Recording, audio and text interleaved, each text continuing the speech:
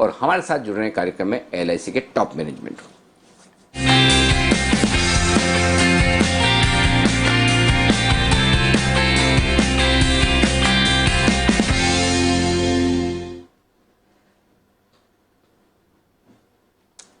आज बात करेंगे LIC के टॉप मैनेजमेंट से। और LIC किसी परिचय की मोहताज नहीं, जहां देश की सबसे बड़ी इंश्योरेंस कंपनी, और वो भी ऐसी इंश्योरेंस कंपनी जो लिस्टिंग के लिए तैयार होती दिख रही है। बहुत जल्द आप इसे लिस्ट होते हुए देखेंगे।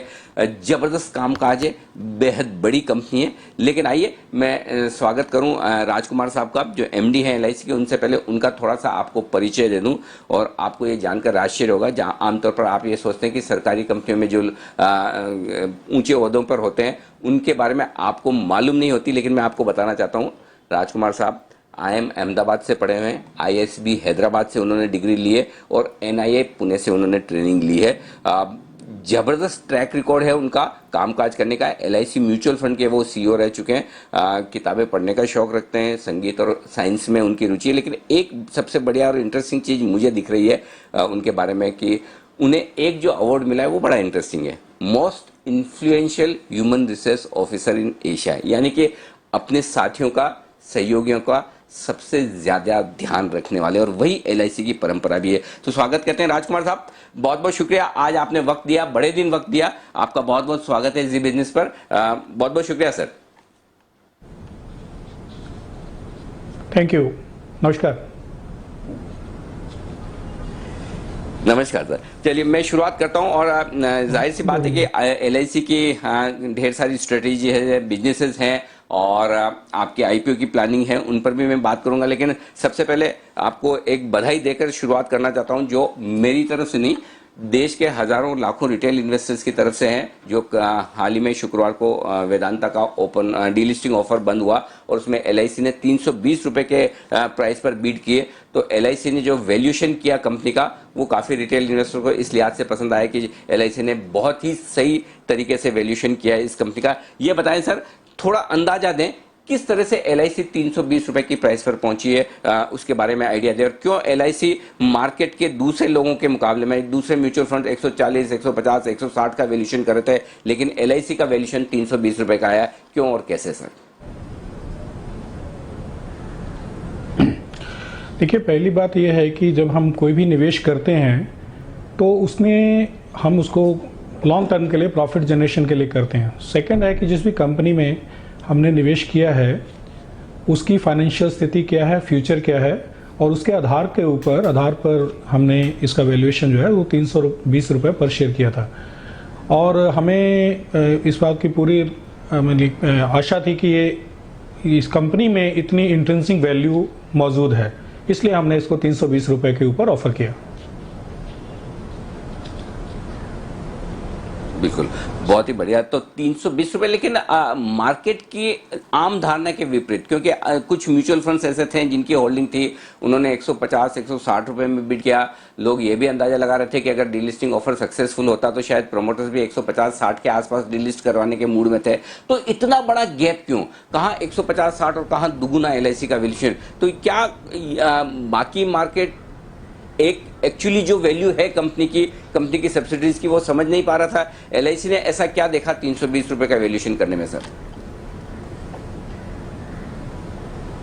संजय जी, मैंने दो बातें की।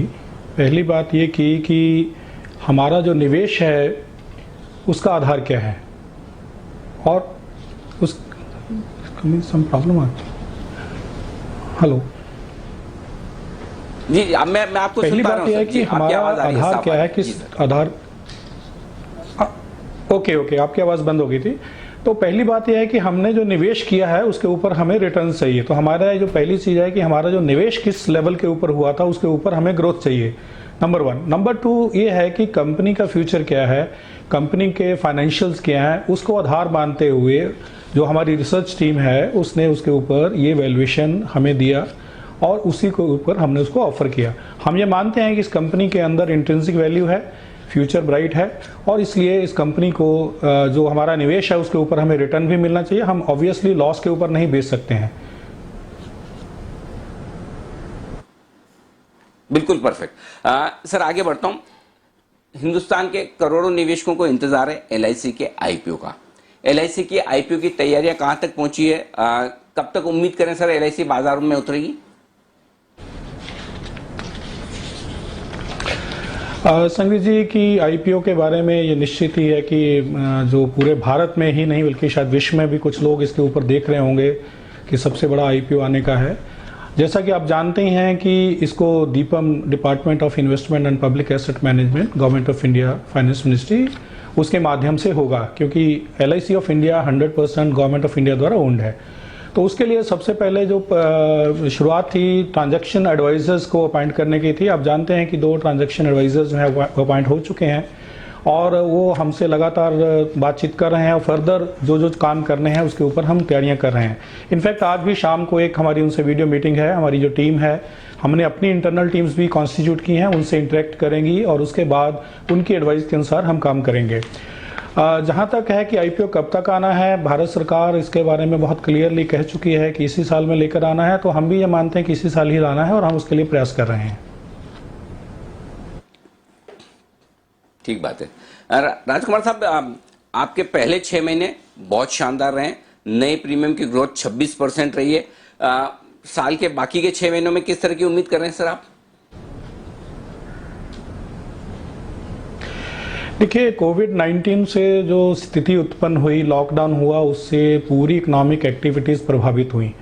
उसके प्रभाव के कारण जनरल पब्लिक के अंदर एक तरह का ये आभास रहा कि उनको अपने डे टू डे बेसिस के जो दैनिक उनके खर्चे हैं उसके लिए प्रोविजनिंग करनी है। इसी कारण जो नंबर्स हैं वो अभी भी इंश्योरेंस, लाइफ इंश्योरेंस इंडस्ट्री के अंदर एक चैलेंज हैं। लेकिन प्रीमियम की जहाँ तक हम बात करें तो आज जैसे मैं आपसे बात कर रहा हूँ तो 6% की वृद्धि की दर हम दे रहे हैं। अगर इसको इस कॉन्टेक्स्ट में देखा जाए कि भारत की अर्थव्यवस्था जो है वो पहले 3 महीने में 23% नीचे आई थी, कॉन्ट्रैक्ट हुई थी और प्रेडिक्शन कल ये था कि लगभग 9.8% जीडीपी नीचे आएगा इस वित्तीय वर्ष में। तो ये बहुत ही अच्छे आंकड़े हैं हमारे हिसाब से। मैं दूसरा आंकड़ा आपसे ये भी शेयर करना चाहता हूँ कि हमारा जो रीन्यूअल प्रीमियम है वो 12.14% की वृद्धि से बढ़ रहा है और लगभग 1 लाख करोड़ से ज़्यादा हम ऑलरेडी उसको इकट्ठा कर चुके हैं। अब रही बात दूसरी छिमाही की, तो हम ये मानते हैं कि जिस तरीके से लॉकडाउन खुल रहा है, इकोनॉमिक एक्टिविटीज़ वापस शुरू हो रही हैं और पेपर्स के अंदर और ऑडियो वीडियो चैनल्स के ऊपर भी इस विषय में काफ़ी चर्चा हो रही है।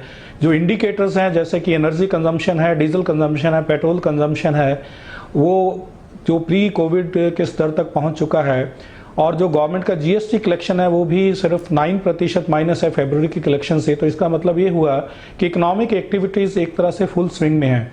तो हम ये मानते हैं कि जो दूसरा छिमाही होगा वो इंश्योरेंस इंडस्ट्री और हमारे लिए बहुत ही अच्छा होगा और जो हमारा लक्ष्य है कि 2.2 करोड़ पॉलिसीज़ करने का, उसके ऊपर हम नंबर्स में भी पहुँचेंगे और कॉन्सिक्वेंटली उसका इफेक्ट ये होगा कि हमारी जो प्रीमियम इनकम है वो भी अच्छी बढ़ेगी। 30 सितंबर तक मैं आपको बताना चाहूँगा कि हमारा जो वार्षिक लक्ष्य है प्रीमियम का उसका 50% हम ऑलरेडी इंडिविजुअल एश्योरेंसेज में कर चुके हैं। तो हमारी उम्मीद है कि जो हमारा बजट है, इंटरनल बजट जो हमारा बोर्ड से अप्रूव्ड है, उसको हम बड़े आराम से दूसरी छमाही में पूरा करते हुए पूरे वर्ष का लक्ष्य प्राप्त करेंगे।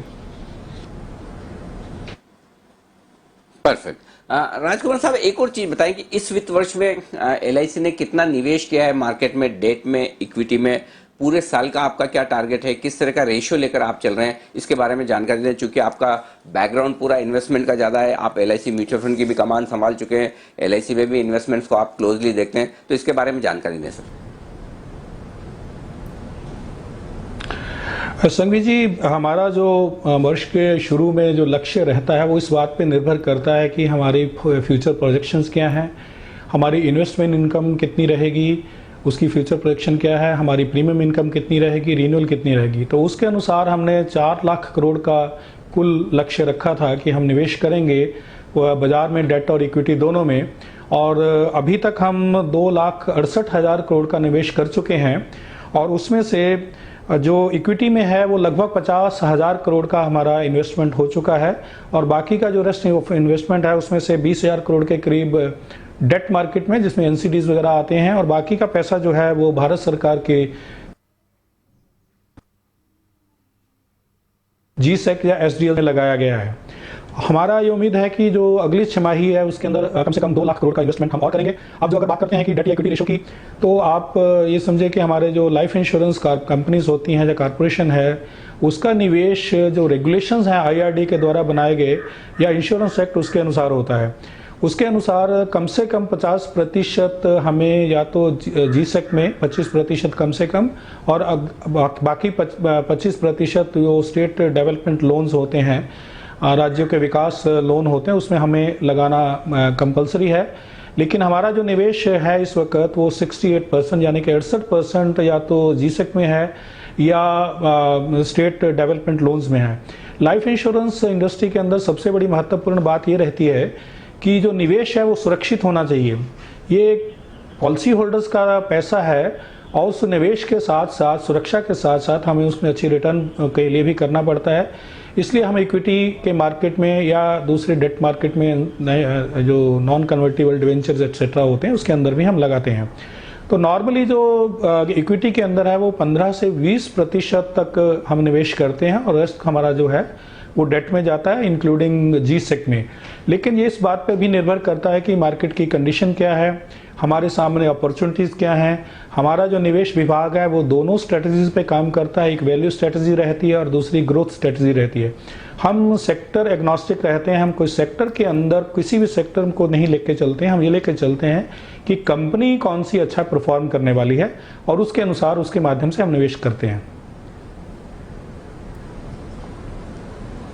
ठीक बात है। अच्छा सर, एक चीज और है कि लगभग सारी कंपनियों ने टर्म इंश्योरेंस के दाम बढ़ाए हैं, एलआईसी ने अभी तक नहीं बढ़ाए, तो क्या आपका भी इरादा है बढ़ाएंगे या इस वित्त वर्ष में तो नहीं? Life insurance, particularly term insurance या कोई भी हम प्रोडक्ट ले लें, उसका जो प्रीमियम है वो कुछ फैक्टर्स के ऊपर निर्भर करता है। पहला ये है कि मॉर्टेलिटी एक्सपीरियंस क्या है, दूसरा है कि एक्सपेक्टेड उस प्रोडक्ट के अंदर प्रोडक्ट लॉन्च करने के बाद कितनी डेथ्स हुई या हमारा जो एक्सपीरियंस था, जो हमारा जो प्रेडिक्शन था उसके अनुसार है या नहीं है। इसके ऊपर तीसरा जो रहता है वो है री इंश्योरर का अरेंजमेंट। आज की डेट में हमारे सामने कोई ऐसी बात नहीं है कि हम टर्म इंश्योरेंस का प्रीमियम का रेट्स बढ़ाने जा रहे हैं, लेकिन भविष्य में क्या होगा वो आज की डेट में नहीं कहा जा सकता। लेकिन आज की डेट में मैं इतना कहना चाहूँगा कि हमारा जो एक्सपीरियंस है वो बहुत ही फेवरेबल है और मुझे नहीं लगता कि निकट भविष्य के अंदर हमें कभी भी आवश्यकता पड़ेगी कि हम टर्म इंश्योरेंस का प्रीमियम बढ़ाएं। बहुत बहुत शुक्रिया राजकुमार साहब, आपने समय निकाला, एलआईसी से जुड़े हुए और वेदांता की डीलिस्टिंग से जुड़े हुए तमाम सवालों के जवाब दिए। और हमारे दर्शक कई सारे आपसे बातचीत करते हुए भी काफ़ी दर्शकों के मैसेज जो मुझे आ रहे हैं वो एलआईसी को धन्यवाद दे रहे हैं कि एलआईसी ने रिटेल इन्वेस्टर्स के हक की बात रखते हुए अपनी बिड वेदांता के ऑफर में रखी, उसके लिए आपको बधाई भी दे रहे हैं और धन्यवाद भी। बहुत बहुत शुक्रिया।